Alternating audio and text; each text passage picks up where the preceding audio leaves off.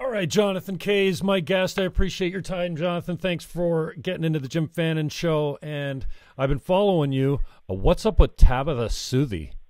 she she got it in for Jonathan Kay or what? I see. Well, not much of a spat, but man, I don't know the woman. I'm friends with her on Facebook. Quote, friends with her on Facebook, but there's so much hate out there, man. With all the issues facing us today, you'd think we'd have better things to fight about. So I'm going to start with an apology if the audio quality is poor, because I'm never particularly clear in the best of circumstances, but I'm speaking to you from outdoors. In terms of Tabitha Southey, I think that's how her name is pronounced. I've never met her, and I hadn't actually heard of her until she started tweeting fairly vicious things about my mother, who was also a writer and a long-standing columnist with the National Post. And someone said, "Oh, there's this woman. I think she lives in Toronto, and she's tweeting all this bizarre, vicious stuff about your mother." And and she was formerly a Globe and Mail columnist, I think, which is how I think her name was familiar to me, though I don't think I'd ever read her stuff. And then, her Twitter account was just this kind of like stream of consciousness rant against people she didn't like. And she seemed to have some strange emotional hatred toward me and my mother. And she'd often link us in these weird ways. It's sort of like a elementary school thing where it was like, people would make fun of your mothers or your fathers or like just these weird taunts. And she attracted, in her heyday, which I guess was like a year or two ago, Tabitha attracted this, like, I don't know what to call it. It was like a group of people who just sort of went in for this kind of real, like, gutter trolling on Twitter. And I think the switch to 280 characters on Twitter sort of marginalized them a bit. And I think a lot of them flamed out because some of them, I guess, got suspended because they were just really vicious. And Tabitha herself hasn't tweeted about me in the last few months.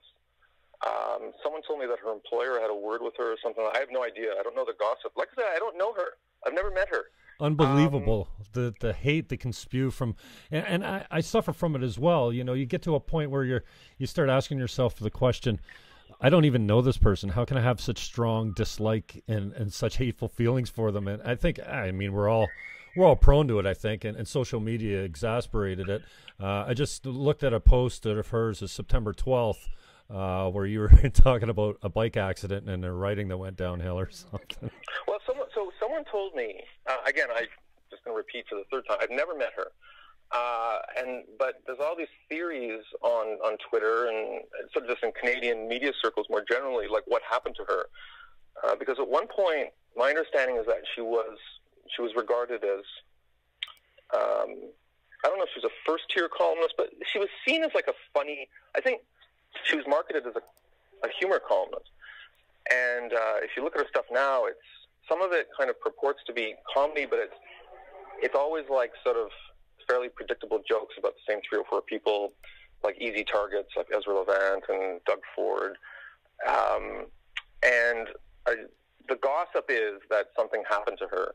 And someone told me that she had some kind of bike accident, which is terrible, by the way.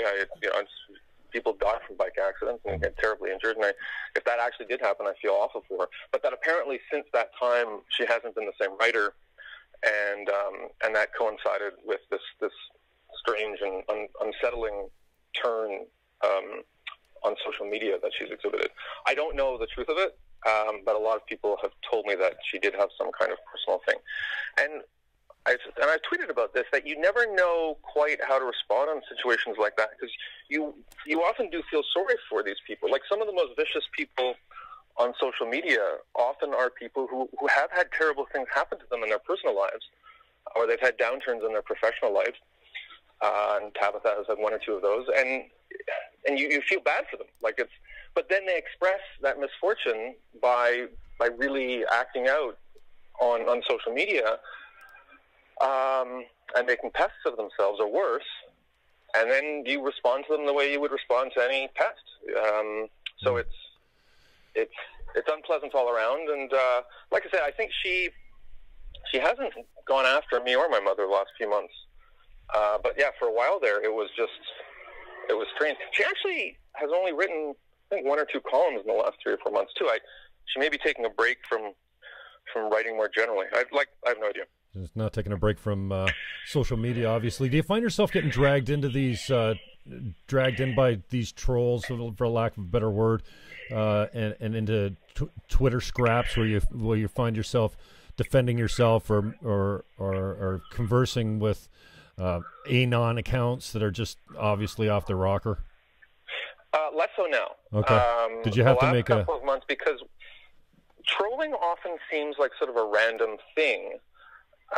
But I've spoken to enough people who have dealt with it that I realize it's not quite as random as people think. There's often sort of, I mean, it's not formally organized, but there are often like prominent level boss trolls who, they'll go after somebody, and then, the beta trolls will follow, kind of hoping to make a name for themselves, and people kind of go around swarming other people based on the signals they're getting from other trolls, and also based on the sense of vulnerability of their target. So what's interesting is that the people who often get targeted by left-wing trolls are often themselves left-wing, because they're seen as especially vulnerable to this kind of pressure. So if you work at a left-wing activist group, or, you work at Harper's Magazine or Mother Jones or, Rabble or something like that, you're seen as vulnerable because your colleagues are going to expect you to toe a certain ideological party line, and if the trolls can call you out in front of your like-minded colleagues, it's going to make your life difficult. Interestingly, the left often doesn't troll the right, and the right often doesn't troll the left, because they have less power when they cross ideological lines. The most effective trolling takes place within ideological bubbles, with people calling each other out for minor heresies within those bubbles. And how do you describe yourself ideologically or politically? Where do you fall on the spectrum as far as right-left goes? Well, I think I'm somebody who nobody wants to claim, because I'm pretty heterodox. And these days, people are known by their heresies. So, if I dared to call myself a conservative, I'd be thrown out of the club immediately, because, I'm pro-choice, and I'm disgusted by Donald Trump. And, on 50 different issues, I'm an abomination to conservative purists. But I think the same is certainly true on the left. And my problem is, as you know, I used to work at a magazine that was like fairly doctrinaire, left-wing publication, and the trolling I received didn't come from the right. As I say, it came from the left, because the not unreasonable expectation was that you have this magazine, it's left-wing, so you should have an editor-in-chief who is extremely doctrinaire on issues like, take your pick, income inequality, cultural appropriation, anything to do with policing language on campus, that sort of thing. And I wasn't doctrinaire. And so I didn't get trolled from the right, I got trolled from the left. Because you weren't left enough? I just got kind of randomly trolled on both sides for a few months. Although the last 6 months or so, I don't get trolled by many people. It's actually been sort of a pretty good existence. You kind of just have to show that you're not going to be influenced by it. The people who get trolled are the people who show that they're going to give in to trolling. And so when I get trolled, I usually just ignore them. Sometimes I push back if I think I have something, trenchant or funny to say. But you can't, if you respond to everybody, you'll just attract more trolls, because you're kind of like a slot machine that pays out, right? It's like, oh, let's troll this guy, he's going to respond, and people are, if you're someone who has 200 followers and you're trolling somebody who has 20 or 30 or 40,000 followers, it always plays to the advantage of the more obscure person on social media, since they're the one getting signal boosted, right? Not the object of the trolling. Do you find that the left is kind of eating their own now? Like, I mean, it sounds like they're coming after you because you weren't left enough, and I know you stepped down from that role there, and and I hate to hear or read that someone is self-censoring, but it sounds like that became a frustration for you. Oh, well, it did, and I mean, to give fair credit to the people who are my critics, like, it is true that the Walrus was, that's the publication where I worked, it's sort of a hard left publication on pretty much every issue. And here you had this guy, me, who was fairly heterodox, and I think there were a lot of people, and not necessarily people who read the publication, but the sort of people who kind of spend all their time monitoring pronouns and, do you have the right skin color to write this kind of novel? Like, they looked at the Walrus and said, hey, what's up here? You guys are supposed to toe the line on all these dogmas. And you've got this guy, John Kay, who's saying all these crazy things. Like, according to the rules we now live by, I don't live by them, but a lot of people in the academic and literary and activist communities do. I was very, very much an odd fit for that. And it was only a matter of time till I got frustrated and quit. The people who were hectoring me, they were the ones who were in touch with the world we live in. I was the one who was out of touch. Fortunately, I found a publication that I now work for that they're heterodox themselves, and they don't particularly care what opinions I have on every subject under the sun. So I found a good fit for myself, and the Walrus went its way, and I went mine. Tell us a little bit about Quillette and the new media out there. I mean, you talked about Trump and I'll say it, he's a bit of a buffoon, and he kind of disgusts all of us all the time. He has taught me a lot of lessons. One, I think I can spot a narcissist much very easily now, where before I was kind of not familiar with it. Also, he's driven a divide between the left and right that's, I think it's happening more and more all over the place, even in Canada. The left and right, it seems like the divide's getting further, wider between the left and right. But also, I think what we fail to realize and acknowledge is that the extremes are the ones with the loudest voice, or a voice now, and I think I heard you talk about this with on your own podcast, the silent majority middle, the 95%, 97% of us that are in the middle, that have overlapping beliefs, that just want to get along, they're too busy to even look at politics, they're silent. Meanwhile, they're turning to both sides, the left and the right, and saying, would you guys shut the hell up? Like, it's really the extremes that are really driving the conversation, it seems, these days. So I think you're right. And one thing I should say is that the phenomenon you just described is taking place in a microcosm form within every culture and every subculture. And one example I think that's prominent now is the transgender community, where I do think that probably 90 or 95% of transgender people, they just want to go to work and raise kids and sort of do their thing, right. The way people. But then if you go on social media, Twitter, Twitter is not representative of humanity, but the activists you see on Twitter in every community, Zionists, anti-Zionists, communists, whatever, they're always going to be the most extreme vocal faction. And so if you went on Twitter and you just looked at the most prominent transgender activists, you would think that the transgender community is a bunch of assholes. Mm-hmm. They're not. They're just, most of them are just like you and me, or anybody. But in the same way that if you looked at the most prominent, Zionists, you think, oh, Zionists are assholes. And if you looked at the most prominent pro-Palestinian rights people, you think, oh, God, they're assholes too. Because those are the people who are most inclined to spend 8 hours a day on Twitter screaming at people. And, I know some transgender people. There's one trans person I work very closely with on a literary project, and these are not people who spend their days on Twitter screaming about pronouns. Right. They have their pronouns, and they might correct you politely if you use the wrong one. But aside from that, they're worried about paying their mortgages. They're worried about how many carbs they're eating all day. Like, they're just worried about the same banal things you and I are interested in. So this plays out within cultures and subcultures all across the board. The other thing about Trump, it is true that Trump has created this really unhealthy situation on the right, where conservatism often has been thrown under the bus in favor of just crass populism. The Republican Party in the United States, obviously, this is happening. But the opposite phenomenon is that when Trump won the election in late 2016, November 2016, it traumatized the left in such a way that the left circled the wagons and created all sorts of purity tests for itself. Because, not unreasonably, leftists said, look, this is, we're in a state of siege. We've got this guy in the White House who's just an open bigot. He's a misogynist. He does all sorts of horrible, horrible things. So we've got to get our act together, and we've got to impose some discipline on our ranks.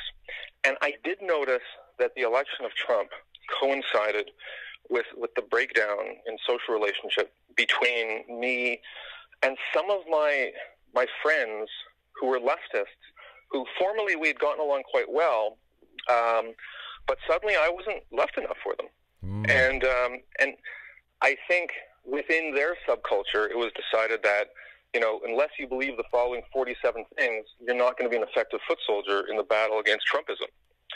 And so I might only believe in 40 or 45 of those 47 things, but it was always the other 1 or 2 or 5 that we were arguing about. And in that environment, it became, you're either with us or against us. And the left mocked George W. Bush when he said a week after 9/11, or maybe it's 10 days, just, you're either with us or against us in the fight against terrorism. That was seen as this really simple-minded Manichean thing to say.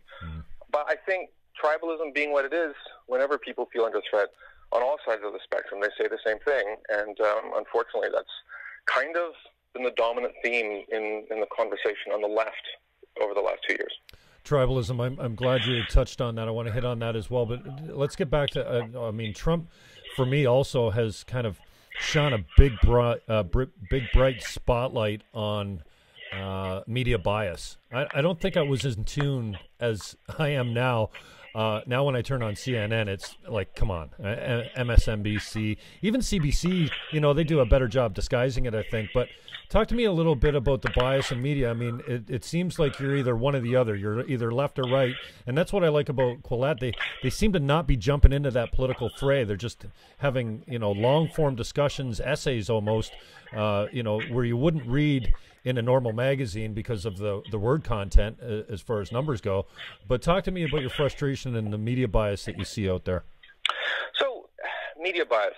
If you look at CBC, as Canadian Broadcasting Corporation, if somebody's outside Canada and doesn't know what the CBC is, the bias comes from the people they recruit. And the people they recruit are they're not bad people. Like the average CBC staffer, junior staffer is probably, they went to Ryerson University, they studied journalism or English or liberal arts of some kind, or they went to York and Concordia in Montreal or something like that. And they tend to be urban, middle class or upper middle class, liberal arts graduates, extremely well versed in social media. They are thoroughly marinated in the political culture that their friends and former classmates promote on Facebook groups. And Facebook is probably, they don't use Facebook maybe, but any social media, whether it's Reddit or Twitter or whatnot.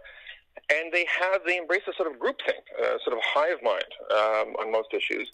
And these are the people who are chase producers and assistant producers on most of the shows, not just on CBC, but probably CTV. They're the recruits who come into the newsrooms of places like the Star and the Globe. And the National Post, even though it's a conservative newspaper, I noticed that some of the younger voices there are swing left. And there's nothing wrong with being a leftist when you're young. Like, everybody should be a leftist when they're 22. Well, isn't that the saying I heard recently? If you don't vote left when you're young, you have no heart. If you don't vote right when you're grown up, you have no brain. There's variations on that expression, but broadly speaking, it's true. Like, most people become more conservative when they have a mortgage and they have kids, and right. they start worrying about crime in their neighborhood and those kids at the mall and that sort of thing. So my sense is that if you go into a newsroom, the best thing you can do is have a diversity of ages, a diversity of, the usual racial, right. Gender diversity, all that sort of thing. But it's also just good to have lots of people who are, they live in the suburbs, they have mortgages, they aren't necessarily single kids living in condos in downtown Vancouver or Toronto. And the Canadian media part of the problem is that, like in other countries, there's just this whole swath of middle-tier employees who got laid off because the industry is shrinking. So more and more, there'll be these older white people in their 50s and 60s, and maybe even 70s sometimes, who are just desperately trying to hold on to their jobs and be relevant. And then the whole middle tier has gotten wiped out, and then you've got these armies of 20-somethings who are just, they kind of subscribe to the same liberal left-wing groupthink ideas, which, as I say, is fine when you're that age, but it's not being balanced by anything else. So in editorial meetings, I saw this when I was at the Walrus, is that, I'd be in a room of 10 people. Sometimes I was the only one in that room who had kids, and I was the only one in that room who was paying a mortgage. And so the people I was talking with just had the inherent political attitudes that come with essentially still being in a campus mindset. And all their friends were either writers or activists or members of the literati in some way, and they had political attitudes to match, which is fine, except those aren't the political attitudes of 90% of Canadians. And so when somebody like Doug Ford gets elected, they react with shock because all of their friends think Doug Ford is a buffoon. I mean, I'm not crazy about Doug Ford. Lots of weird attitudes and political views. But when he was elected, I kind of understood why he was elected, whereas I think for a lot of people in the Canadian media, certainly at the CBC, it does not compute, much in the way that blue state intellectuals couldn't figure out the appeal of Donald Trump. You figure that this is just the political pendulum swinging? I mean, we've had left for so long in Ontario here. I think a lot of people were obviously tired with Wynn's shenanigans, enough to throw them out and give the Conservatives a majority. Down in the States, it's a little different, but do you think it's just a symptom of politics? You have an unaccountable majority government that gets their way on everything, takes us way far to the left in sex ed and all kinds of things, and then people just get tired with it, and then the what am I looking for? The remedy for that is just to vote in a majority government of the other political side. I think there's two phenomena at play here. One is the completely normal, time-honored phenomenon of after 10 or 15 years, you just throw the bums out. Right. Governments get stale. We saw this with Chrétien and Paul Martin. We saw it with Dalton. Well, Dalton McGuinty left, but his Liberal government survived. You see this at all levels of government. You saw it with Mulroney. You saw it with Pierre Trudeau. You saw, I think, with Stephen Harper, Jean Charest in Quebec. Like, it's just after 2 or 3 election cycles, people are like, okay, and that's healthy because I don't know if you're old enough to remember the sponsorship scandal here in Canada. It was like 20 years ago, I guess, when you just have political parties that are entrenched in power for a long time, and they begin to conflate the interests of their party with the interests of the nation as a whole. And that's where the Wynn Liberals were. It was time for them to leave. And for reasons that, even if ideology and policy took that out of the equation, political parties that get too cozy in power, all their brothers-in-law and sisters-in-law have jobs and agencies, and they have cozy contacts with the media. Like, you have to refresh that. Democracy requires that gets refreshed periodically. The other factor is that Wynn made the strategic decision that she was going to outflank the NDP, which is our left-wing party here in Canada, both provincially and federally, that she was going to outflank them on the left. And so when I was talking to just ordinary people, friends in my neighborhood, parents of my kids' classmates, their big complaint was that their kids would go to school, and increasingly it was all about pronouns and gender fluidity and endless Indigenous land acknowledgements and stuff about residential schools, all of which, like, these subjects they're important subjects, but there was just so much virtue signaling and hard left posturing on these issues that parents of kids in particular found that it was getting ridiculous. And I don't think these are issues that they necessarily feel comfortable talking to pollsters about when people call them for political surveys. But I know it's something that, at least in my neighborhood, which is a left-wing neighborhood. People were just getting increasingly frustrated with it. And they thought that Ontario's government increasingly was focusing on fairly unimportant issues that allowed the government to posture to a sort of hardcore of heavily politicized activists and supporters on social media. And I think Justin Trudeau federally is at risk of going down the same road. John Kay is my guest. He is the co-host of Wrongspeak. Do you find yourself self-censoring still, Jonathan? And No. if you're not at all? So much so that I'm going to cut you off and just say what I think even before you. Yeah, no, look, when I quit my previous job, which is at the Walrus, I guess it was maybe a year and a half ago, I was in a position where, I've been fairly lucky with things, and I didn't necessarily have to work, at least not immediately. But I promised myself that the next job I had, it would be, I would not have to censor a single syllable of my speech or my views. And I said, I'm gonna wait until I find the job that allows me to do that. And then I guess about a year later, I started writing for this publication, which I'd never heard of. I mean, it only started in 2015. It's Quillette. And I loved it. I loved writing for it. And I'd written about 3 or 4 articles for it. And then I think I just emailed them and said, like, do you guys have anyone in Canada? You're based in Australia and you've got a guy in London. And, can I pitch in? And at first it was sort of informal.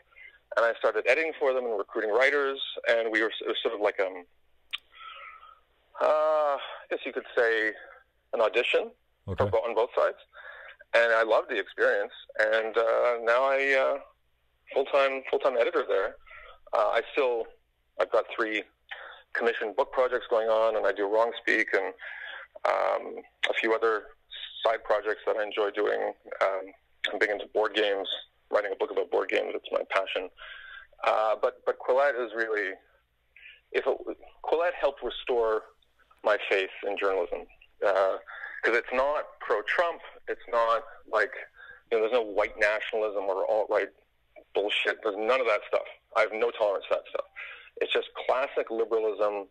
Some people call it conservative. I actually don't care what people call it. Well, you must be getting alt-right quite a bit. Well, alt-right has become just this term people throw around to when they disagree. Things they don't like. Yeah, right. Shortly after I left the Walrus, the Walrus got itself in trouble because they published an article by a really smart guy who I respect. His name is Ira Wells, and he's left of me politically, but he teaches at University of Toronto. Just a super smart guy. Actually lives in my neighborhood. Just like nice guy, moderate. And Ira made this one mistake in this article he wrote for Walrus about Jordan Peterson. Yeah. And I think, forget exactly the context, but he used the term alt-right to describe Jordan Peterson. And he stays out of, he goes out of his way not to be political. He's a psychologist, for crying out loud. Alt-right. When is the last, Jordan Peterson does not, smash the table and say, we have to build a wall and we have to be proud of the white race. You put him and Steve Bannon in a room together, and it's not exactly like they're carbon copies. Anyway, at most journalistic organizations where you have, ideological diversity, you would have people in the room who knew the different flavors of classical liberalism or conservatism, and who would look at that article in draft form and say, hey, this is a good article, but, that term alt-right, that sticks out like a sore thumb. Just, replace it with, controversial, classically liberal, pro-enlightenment. There's a dozen other terms you could use. Jordan Peterson is not alt-right. And I'm old enough to remember when there were other terms that were just thrown around in this very clumsy way. It used to be everything was racist, everything was fascist, everything was reactionary. In George W. Bush's times, people talked about the theocons, or they talked about the Vulcans, the warmongering conservatives that George W. Bush was surrounded with. So these terms of abuse they go in and out of fashion, but one way you know they're in fashion is when they just become a sort of generalized synonym for, oh, that's a view I don't like. And, right. and that's what happened with alt-right. How about hate speech? Well, it's interesting because Canada has a hate speech law. It's Section 319 of our criminal code. And it has been invoked very seldom. Right. And the people it has been invoked against are people like Jim Keekstra. There was a guy in Saskatchewan, his name escapes me. They tend to be real hard-boiled hate mongers. And if you read the language of Section 319 of the criminal code, which prohibits hate speech, it's really, really strict about how it defines it. And on top of that, from a procedural point of view, if I remember correctly, it requires the personal intervention of the Attorney General to initiate a prosecution. So that's why there have been David Aheneke was the guy's name, right. The Saskatchewan guy. The real hard-boiled hate mongers. I actually don't have that much of a problem with something like that. If the Attorney General himself or herself has to get involved to initiate a prosecution for hate speech, I can put up with that. I'm not so much of a free speech libertarian that I can't live with that. But the problem no longer is top-down censorships or hate speech laws. 10 years ago, Canada went through a phase where people like Ezra Levant and Mark Stein were fighting against human rights tribunals, which were censoring people. And I supported their campaign to some extent because that was the threat to free speech. It was the top-down threat of the government saying you can say this, but you can't say that. It's no longer the threat. The threat now is what I call crowdsourced censorship, where people within professional subcultures essentially crowdsource the censorship of one another through social media. So if you are an academic in a certain sphere, or you're a poet, or you're a novelist in Canada, and Canada is a particularly bad example because it's the entire industry in literature and academia is such a creature of government funding, and it's such a small sandbox in a lot of these fields that there might only be half a dozen people who are able to police the entire subculture through their Twitter accounts. And there's no direct government censorship. It's essentially people censoring one another through social pressure, in the same way that high school students police, what kind of clothes you're allowed to wear by hectoring or teasing or ostracizing people who don't wear the right kind of sneakers. That's essentially what's happening in a lot of these subcultures. Don't you think it's moved to a point where, I consider hate speech when you say, go out and kill this person type of thing. I'm not sure that, and I can't resolve this words are violence thing that we're falling into now. You misgender somebody, it's hate speech. You talk about sexual differences between men and women, hate speech. You talk about the different personality types that separate left and right on the political spectrum, hate speech. Like, it's just all encompassing now. And like you said earlier, it's almost like if you disagree with me, then you're hateful. First of all, you'll have to forgive the barking sound in the background. That's my dog. It's not anyone responding negatively to the violence of your words. It's so there was a very influential magazine article that came out. I think it was in 2015, and subsequently became a book. I think it was maybe this year. I think it was called The Coddling of the American Mind. I may be getting the title wrong, but the thesis was that a lot of what you're describing, which is the idea that the opinions you disagree with are akin to violence, that this is a psychological phenomenon which is rooted in the way we bring up kids today, and also in the way kids are treated on university campuses. University campuses, to a certain extent, have been taken over by marketing and marketing departments and business consultants who essentially treat students as customers And the experience of going to university is a customer service experience, and the customer is always right.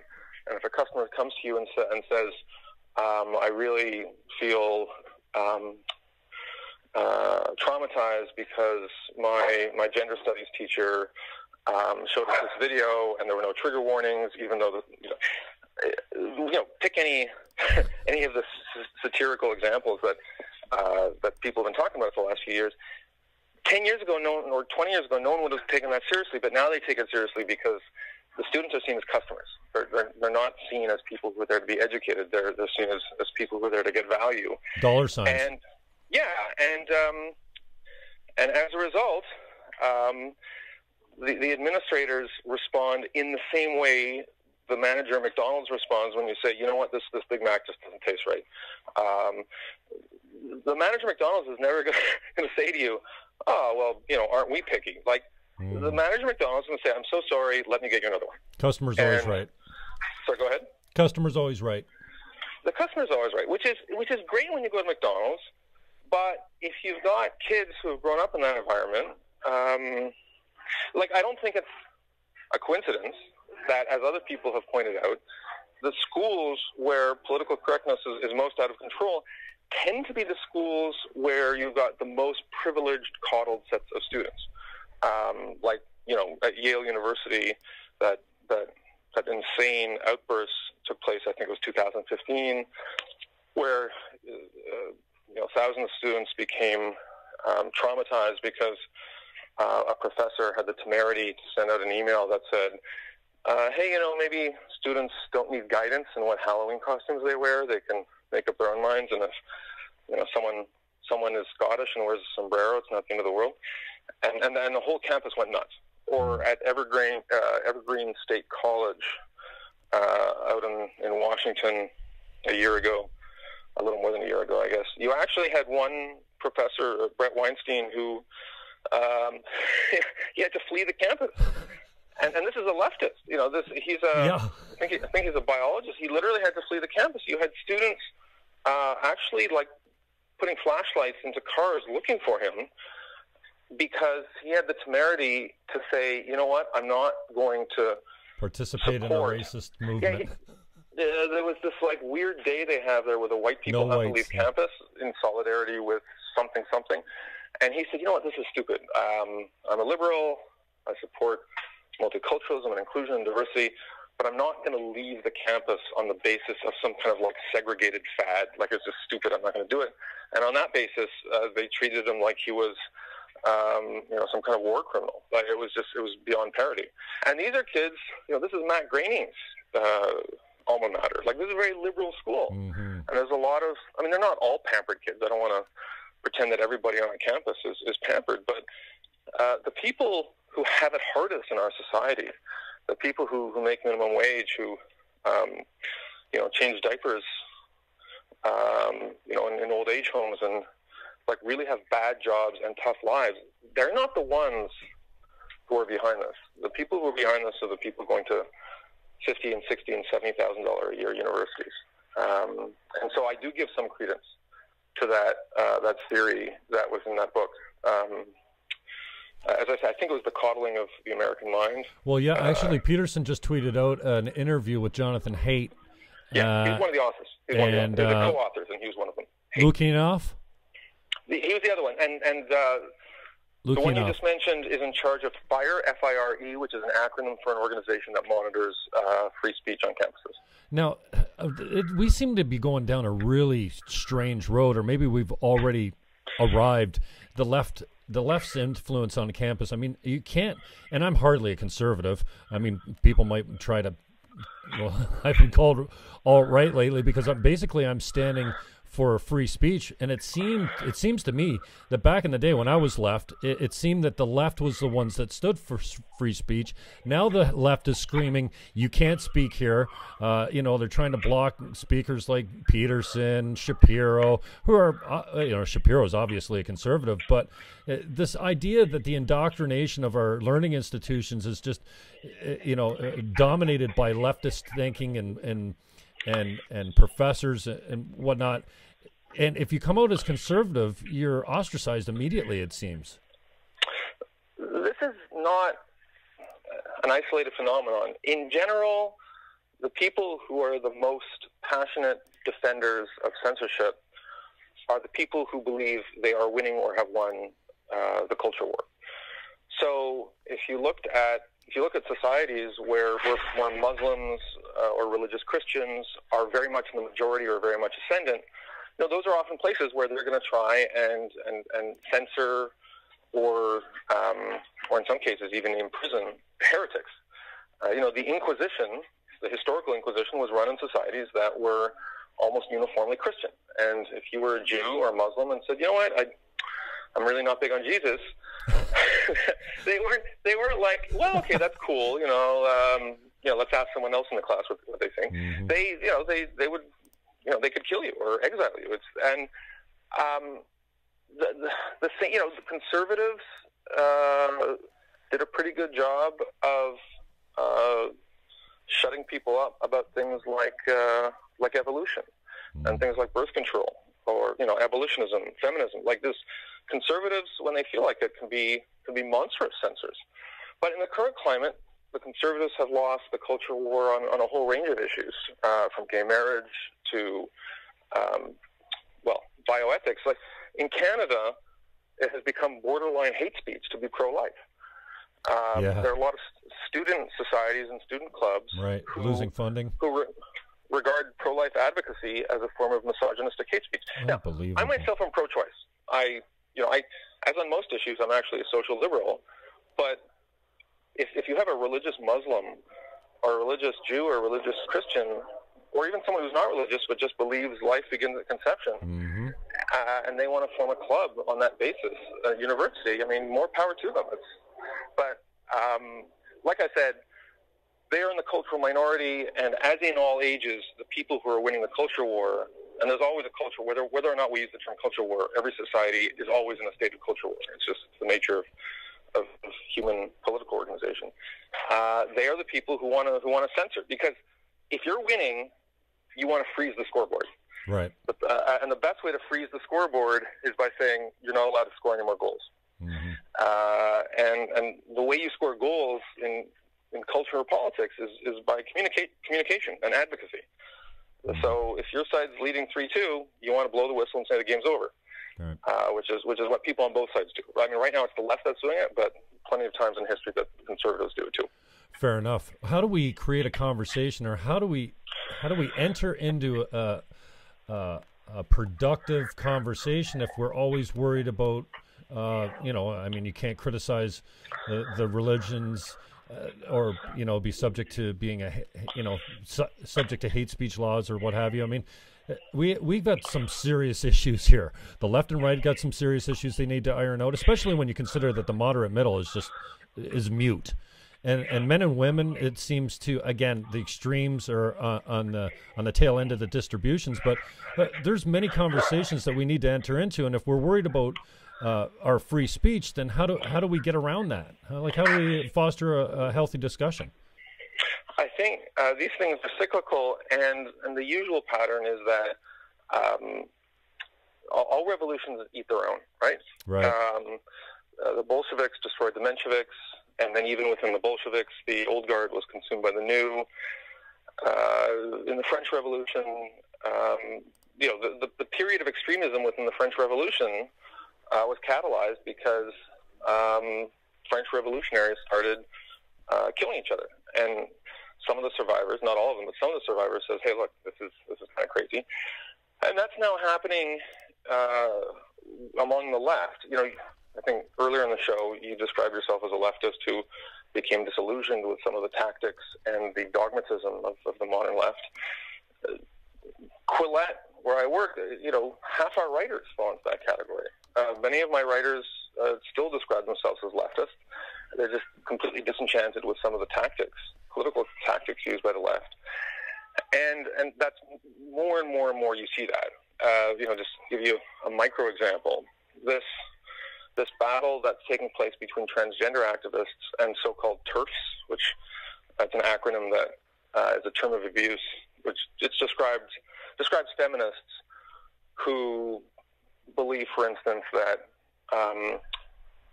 that people who are male-bodied should not be allowed to work at rape crisis centers. Oh, or they should not be put amidst the female population in a prison. And so there's this battle, and this is a battle between leftists typically. The so-called trans versus turf battle is very much a battle within the left, and it's become very shrill to the point that there have been some episodes where there have been real fistfights, and you have male-bodied people who are beating up women who don't agree with them, and you do have some people on the left who are saying, "Look, this is ridiculous. This has gone too far. We're having fistfights over pronouns." And out of scenes like that, you get people who say, "This has got to stop." So it's not people like me who are sort of observers to all this, who have the moral capital to come in and say, "Hey, you guys, it should be about free speech and due process and the Enlightenment and classical liberals." They don't care what I have to say. What they do care about is if they go to a protest or a rally and they see their friends being physically intimidated because they're not using the right pronouns, that's a problem. And that's when they start to fix the problem, is when it starts to, as I say, the revolution starts to eat itself, and then they get motivated to fix it.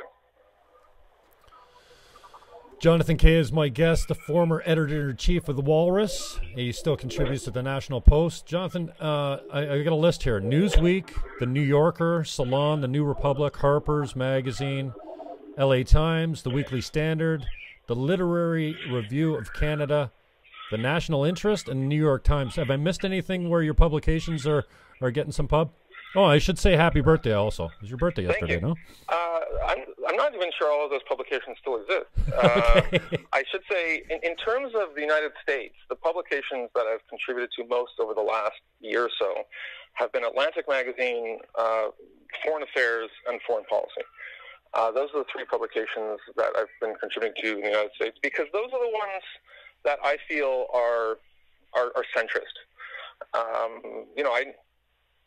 I think I wrote for Harper's once. I don't think Harper's would publish anything of mine these days. It's pretty left wing. Although, interestingly, even the editor of Harper's was taken to task on CBC because he didn't sing from the right songbook on the Me Too movement. The New York Review of Books, a fantastic publication for which I've never written. They were taken to task because they had the gumption to publish something by Ghomeshi. New York Magazine, quite a liberal publication. They were taken to task because Daphne Merkin, who I just interviewed for Quillette, she wrote an article basically taking Woody Allen's side on the question of sexual assault allegations. So, yes, I still do write for a lot of American publications, but the ones I choose to write for tend to be the ones that are still centrist. But as you said earlier, it's a diminishing number of publications, and what I really enjoy most is developing Quillette. A team that I really respect. I have a great boss.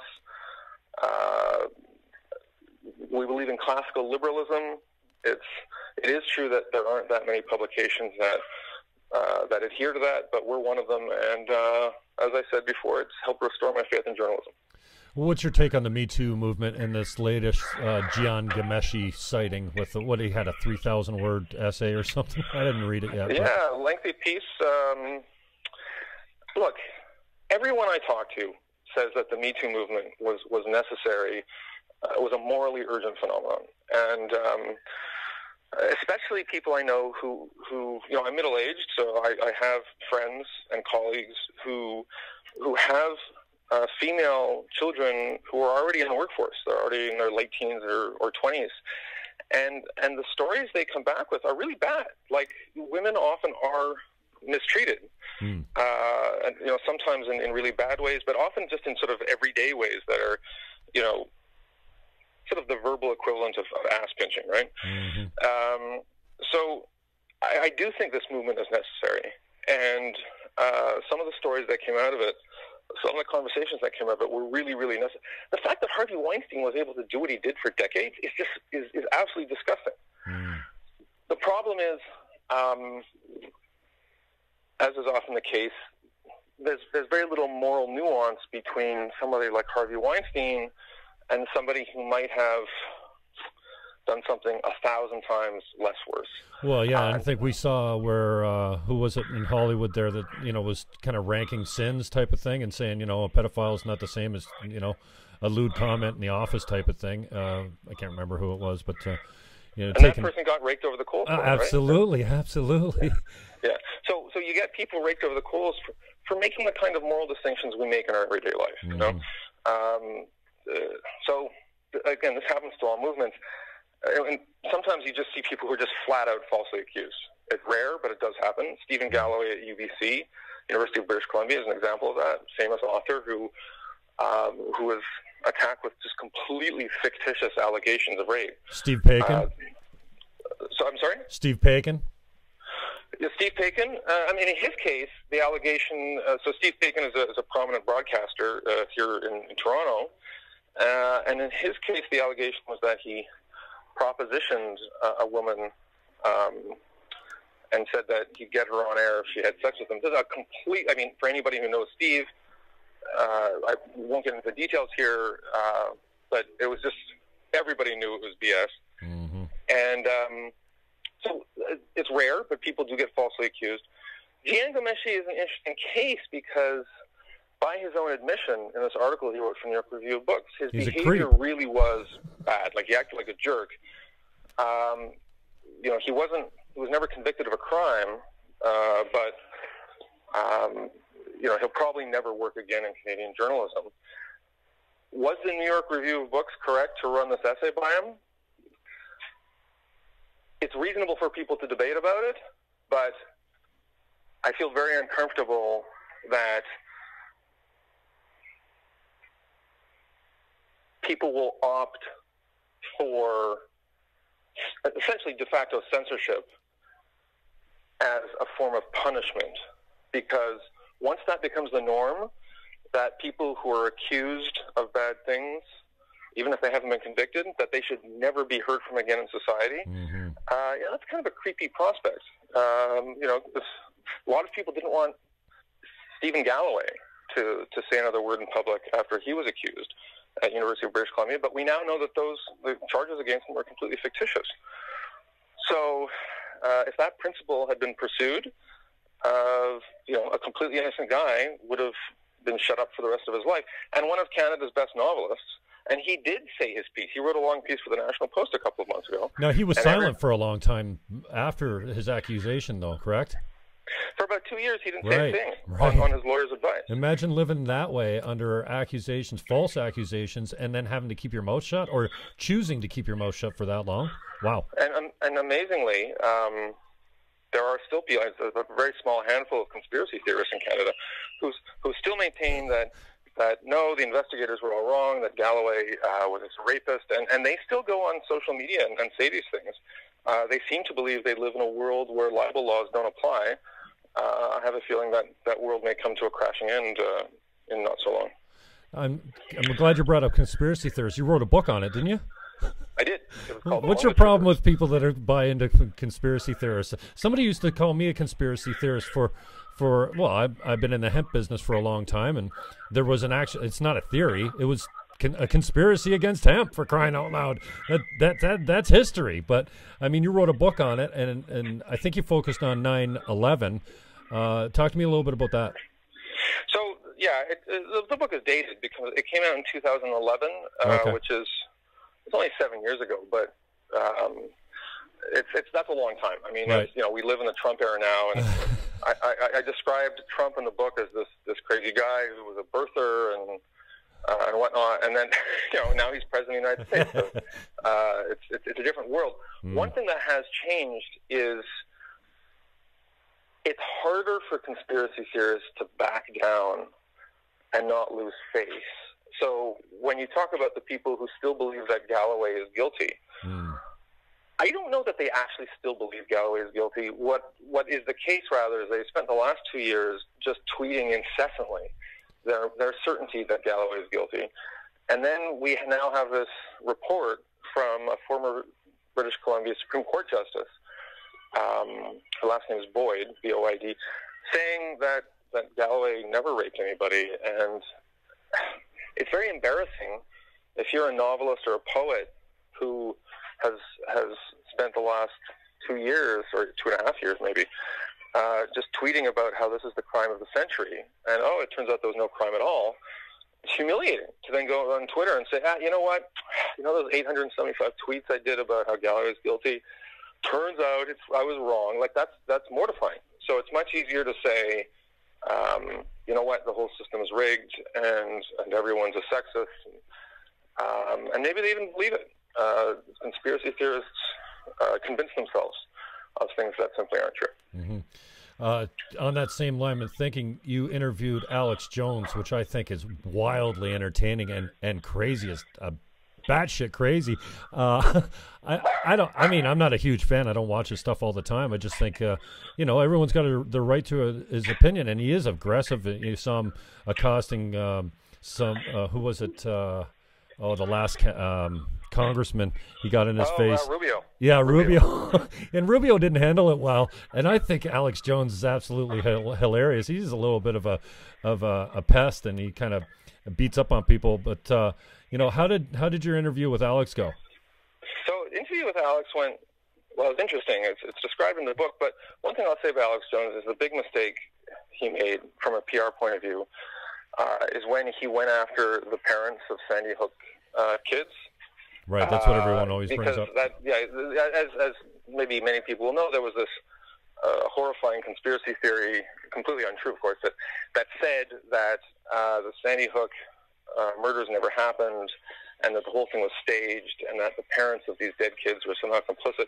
And to this day, apparently, the parents of these kids sometimes get phone calls, wow. Even as they're mourning their children, people who watched Alex Jones' show and saying, it's all nonsense. So Alex Jones has done some really horrible things. Mm-hmm. None of that had happened at the time I interviewed him. Okay. And he was just going off about the Lusitania and the frogs turning gay. And, like the standards. But what I noted about him, and this is true of many of the most successful conspiracy theorists, they straddle this no man's land between sanity and insanity. Mm-hmm. So they're sane enough to write books and have a radio show. They're sane enough to be functional, but they're not quite sane enough to live in the world that you and I inhabit. So another guy who would fall into that category is a guy named David Icke. Sort of this weird. Unfortunately, he's also an anti-Semite, I think, but he had this crazy conspiracy theory about lizard people, and he'd give. I don't know if he still does it. He'd give lectures where thousands of people would attend. And he inhabited that weird no man's land between sanity and insanity. I think Alex Jones lives there. There was a guy, I think Michael Rupert. He wrote a famous 9/11 conspiracist book called Crossing the Rubicon.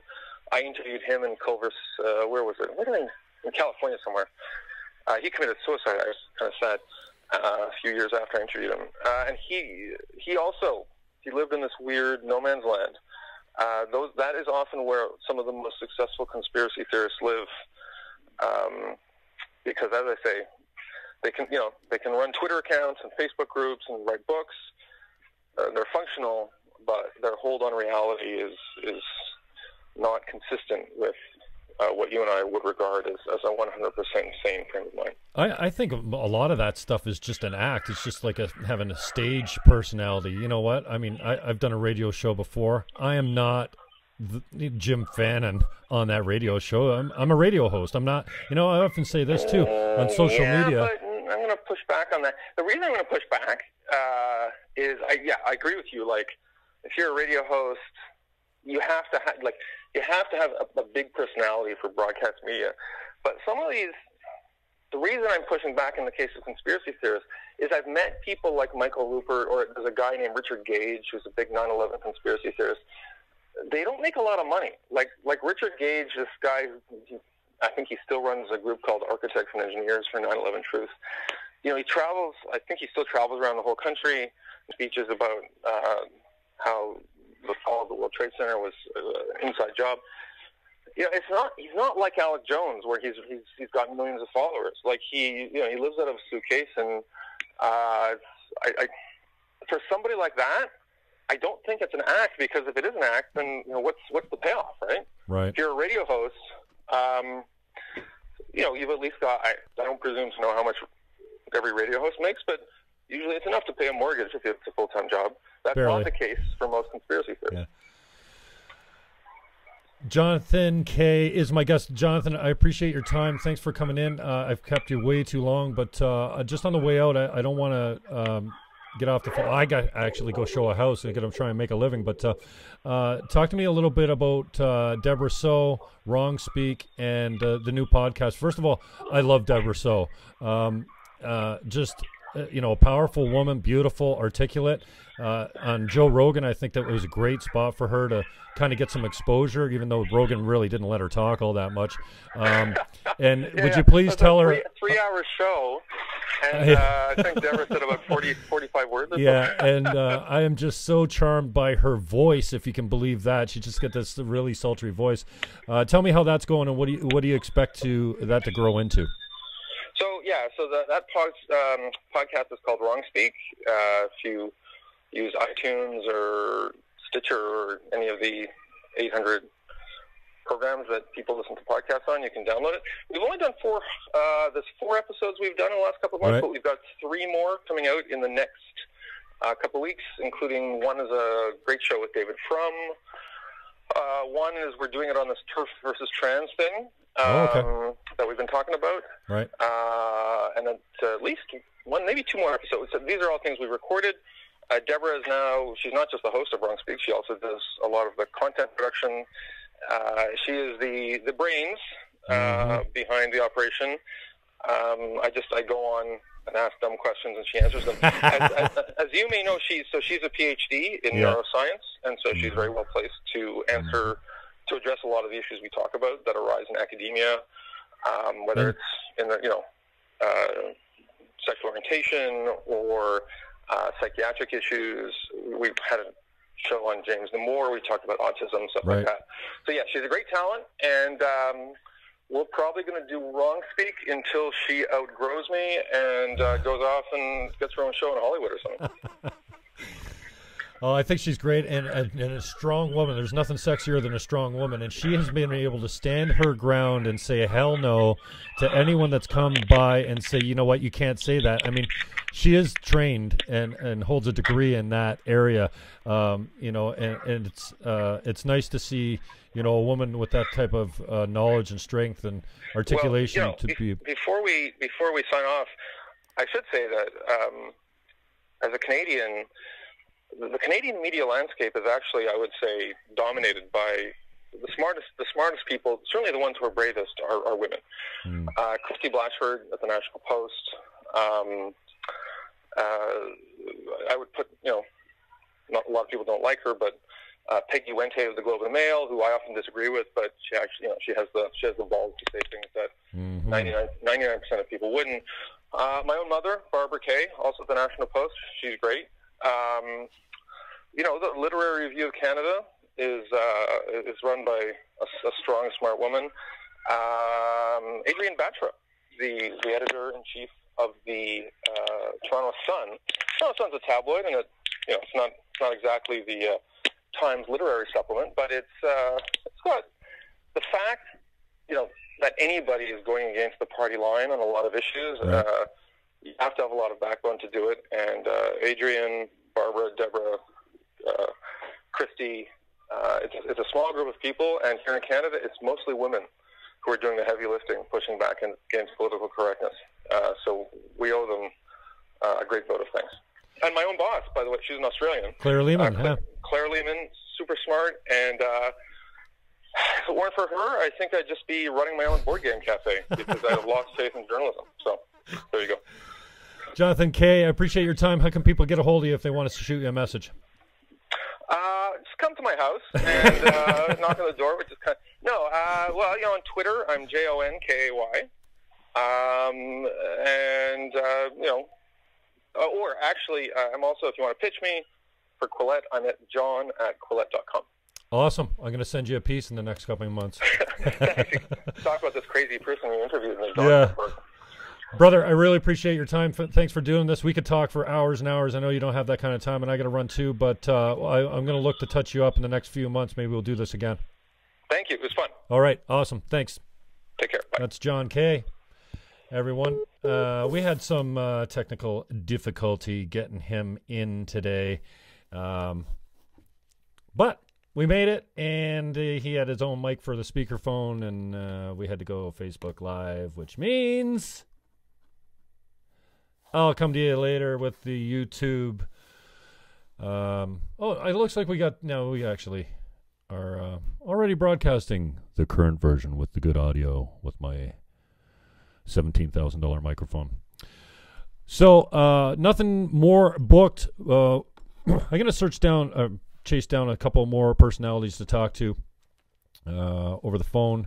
Mayor Jimmy D, heart goes out to you, brother. I hope you get better soon. He was my latest victim to cancel, but obviously he's in treatment for Hodgkin's lymphoma after he got over the pericarditis. I feel your pain. Heart attack, pericarditis, ouch. Recovering from my own little incident there. So Jim Diodati's not going to be able to get in till after the election. He is rerunning for mayor of Niagara Falls, and it's 216. I actually have to go show a shack and try and make some dough so we can continue talking to people like Jonathan Kay. He is a freelance writer, the editor of Quillette, which is the brainchild of Claire Lehman out of Australia. He does Wrongspeak with Dr. Deborah So, who I'm totally enchanted with. Beautiful woman and bright as hell, and man, she's got the strength to stand up to anyone that says, you know what, you can't talk about the differences between men and women. Guess what? We're different. Equal? Wrong. We're not equal. Can't say that, or else you're a misogynist. You're a woman hater. The same thing as if you say, I'm pro-life. Yeah, well, you just hate women then. We can't even have a conversation about it. You know, when is life? When can you abort life? Like Canada, you can abort a life like in 9 months as long as it's in the womb. There's no law against it. I didn't even know that. Anyways, I'm Jim Fannon. Thanks for checking us out. You can follow me at Jim Fannon on Twitter. Obviously, you're on YouTube now if you're watching this. We do have a YouTube channel as well where we put up all the interviews are there. We do rock stars, politicians, and today we did an author and a writer in Jonathan Kay. Have a great day, everyone. Oh, real estate at teamniagara.ca, baby. If you want to sell your house, I got exactly 11 minutes to get to my next appointment. Peace.